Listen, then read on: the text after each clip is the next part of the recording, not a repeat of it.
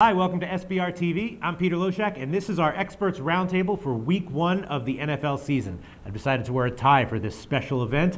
We've got a panel of highly respected professional handicappers with us to kick off the season, guys who proved themselves in our Experts Roundtables last year, among other places. So I'm very happy to welcome back to the show Scott Kellen from SixCentSports.com, Zach Rosenfield from AccuScore.com, and Robert Ferringo from Doc Sports. Thanks so much, everyone, for being here.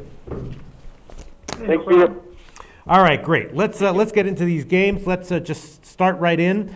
Let's start with, I know, Zach, you told me, I'm sorry, Scott, you told me that you wanted to talk about the Green Bay New Orleans game that's coming up on Thursday. It's going to be a huge game. Green Bay is a 4-point favorite. I look at this game and I think, it's there's such a huge buzz around this game. Both teams very talented. 4 points seems like a lot. I'm thinking there's got to be small but definitely clear value with New Orleans getting all those points. What's your take on the game, though? Scott Kellen from SixCentSports.com.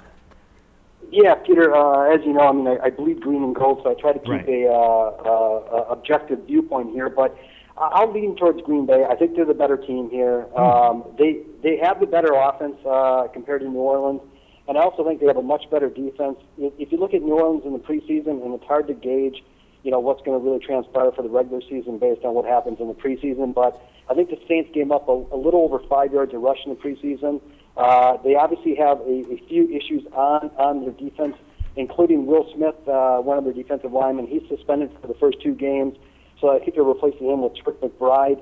So that'll hurt them a little bit from that standpoint. I think their linebackers are average at best, and their secondary, quite frankly, I think is about average at best. So I think Green Bay clearly has an advantage on the defensive side here, and you could say that both offenses are equal. Perhaps the Packers' offense is a little bit better. Also, which could come into play here, the Saints' kicker is hurt, so they had to pick up John Casey, who has been a decent kicker over time, but he doesn't have a huge leg. So if they're asked to kick anything from a long distance, from a field goal standpoint, I'm not sure he can do that. That could also hurt them a little bit. And when I look at the numbers of these games, I make the Packers about a 6-point favorite. So I think there's a little bit of value on Green Bay in this game. Obviously, I think everyone's expecting a shootout in that, and from that standpoint, who knows? This game could very easily be a very high-scoring game. The Packers, they ran a lot of no-huddle in the preseason, more so just to get the right tempo. But I would expect to see that a little bit tomorrow night as well. And obviously, the Saints, they can score with anybody. So it would not surprise me to see both teams put up 23 to 24 points in this game, which would essentially take it over the total as well. I definitely trust you. The line's gone down from 4.5 half points since opening, and 46. The only thing that concerns me is just that you just have this typical situation where you have the Super Bowl winner facing another quality team that got sort of disappointed in early elimination from the playoffs last year. Also with the lockout, Green Bay has been reported to not have practiced that much, while New Orleans has been focusing a bit on that. But you don't think that those psychological factors are you don't think that they're too significant?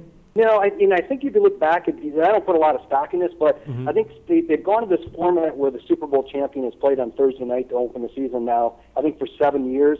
And I think that home team, which is the Super Bowl champions, 5-1-1 against the spread. So they've actually performed pretty well in that. I don't put a lot of stock in that, but there's probably something there. I mean, they will be fired up, obviously.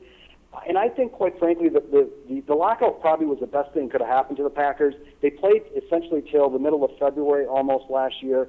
Then they had a nice break where they didn't have to deal with football at all. I mean, the Saints season basically stopped a month earlier than that. Right. So the Packers really used that lockout, I think, from a resting standpoint. It's hard to say if they'll have the same motivation as they had last year. But the one thing we do know, they got Ryan Grant coming back. Right. They've got Jermichael Finley coming back. You've got some other people coming back that were hurt last year, Mike Neal on the defensive line, that were not part of that Super Bowl run. So they should be fully motivated to play and kind of create their own legacy this year. So, based on past history, these opening games have done pretty well for the home team, and I expect them to come out. And one thing we know for sure at home, they will score their points. They will get their 24 to 27 to 30 points, mark it down, good as gold. That's going to happen. The only question becomes, can the Saints score with them? And if they can, they have a chance to cover. If not, the Packers will win and cover this game. Well, with that analysis, it seems like you're endorsing team total over more than a play on the side.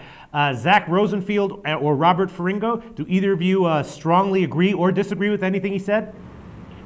Well, we don't have a strong opinion at AccuScore on this game, but if we were to lend our opinion on any one particular part, we would actually endorse the over here. We're seeing 56.7% for the game to go over. I believe the line is 47 total points. We have it at 50.